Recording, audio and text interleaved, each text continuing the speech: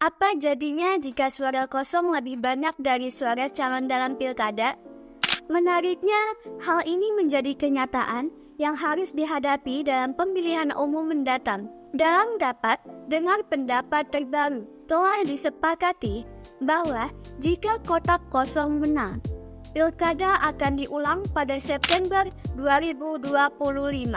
Mari kita telusuri lebih dalam mengenai keputusan ini dan apa dampaknya bagi masyarakat. Pertama, mari kita bahas tanggal pelaksanaan pilkada ulang.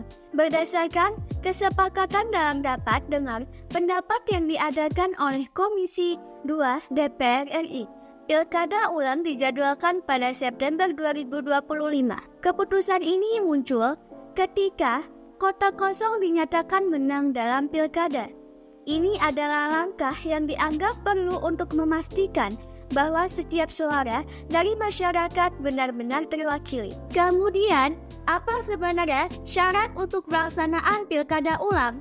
Seperti yang dijelaskan oleh Ketua Komisi 2 DPR RI, Ahmad Doli Kurnia Tanjung, syarat utamanya adalah jika satu pasangan calon kepala daerah tidak mendapatkan suara lebih dari 50%, ini menunjukkan bahwa pilkada diharapkan dapat berjalan lebih transparan dan adil. Selanjutnya, mari kita dengarkan pemaparan dari Muhammad Afifuddin, Ketua KPU RI. Dalam rapat tersebut, Afif mengusulkan agar pilkada ulang dilaksanakan pada September 2025.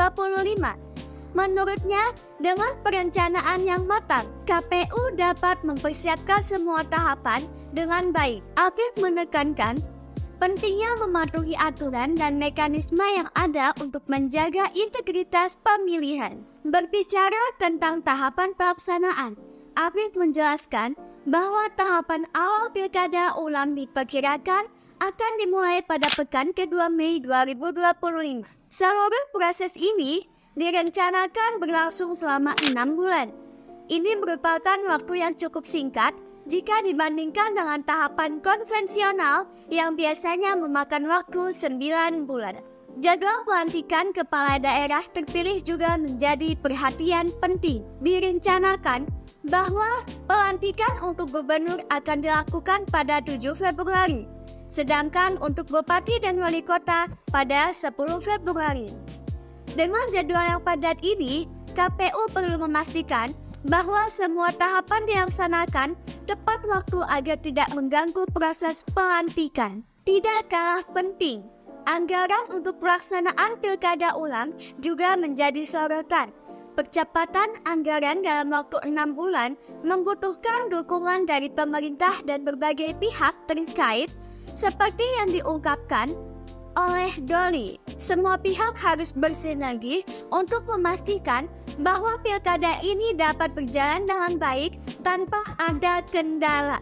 Afif juga menambahkan bahwa dalam simulasi yang dilakukan, beberapa tahapan kampanye dan pengadaan logistis akan dipangkas. Hal ini bertujuan untuk memastikan bahwa semua proses dapat diselesaikan dalam waktu 6 bulan tanpa mengurangi kualitas pemilihan. Ini adalah tantangan yang harus dihadapi oleh KPU, semua pihak terkait. Dengan semua informasi yang telah kami bahas, keputusan untuk mengadakan pilkada ulang pada September 2025 jika kotak kosong menang adalah langkah penting dalam demokrasi kita. Penting bagi semua pihak untuk memahami syarat dan tahapan yang ada agar pelaksanaan pemilu ini dapat berjalan lancar.